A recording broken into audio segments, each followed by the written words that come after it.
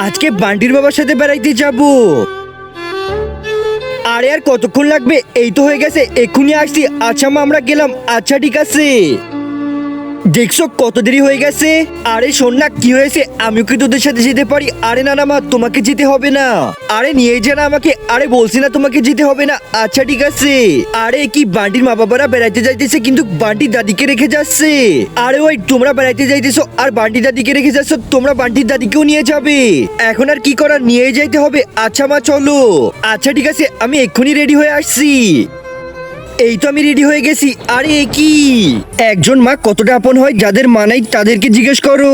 তাই আজকে যারা মাকে ভালোবাসো তারা একটি লাইক আর একটি সাবস্ক্রাইব করে দাও, আর যদি না ভালোবাসো তাহলে এই ভিডিওটা থেকে দূরে থাকো। আরে না না মা, এখানে আসেন না, দেখেন গাড়ি কে চালাইতেছি, আমি গাড়ি চালাবো।